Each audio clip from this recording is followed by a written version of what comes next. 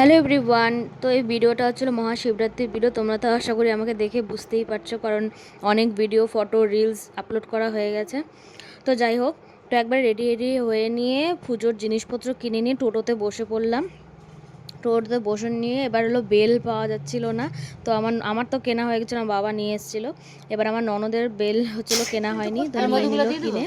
তো এবার হচ্ছিলো মন্দিরে পৌঁছে গেছি। পৌঁছে গিয়ে আমি দুধের মধ্যে যা যা মেলানোর দরকার ঠাকুরকে দেওয়ার জন্য সব কিছু মিলিয়ে নিলাম। পুজো দেওয়া শুরু করে দিলাম। প্রথমে ঠাকুরকে ফুল বেলপাতা যেরকম আর কি পুজো দেওয়া হয়, আমি খুব একটা ভালো পারি না, যতটুকু পারি আমার মন দিয়ে আমি পুজোটা দিয়েছি, একদম মন শান্তি করে। তো তোমরা কে কে উপোস ছিলে অবশ্যই কমেন্ট করে জানিও।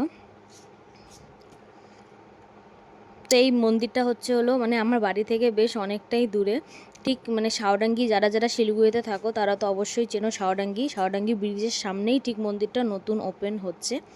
ওখানেই আমরা পুজো দিতে গেছিলাম। খুব জনসংখ্যা অনেক কমই ছিল, অনেক মন শান্তি করে পুজো দিতে পেরেছি। এবার ঠাকুরকে ফল দিয়ে দিলাম, 5 ফল দিয়ে দিতে হয়, তাই ওটাই দিয়ে দিলাম। তো এবার মানে দুধ, জল যা যা দরকার ওগুলো সমস্ত কিছু এবার ঢালা হবে, মেন আর কি জিনিস যেটা।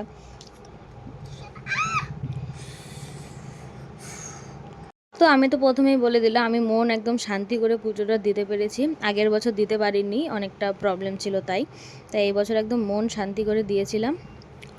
তো তোমরা কে কে আর কি পুজো দিয়েছো তো অবশ্যই কিন্তু কমেন্ট করে জানিও।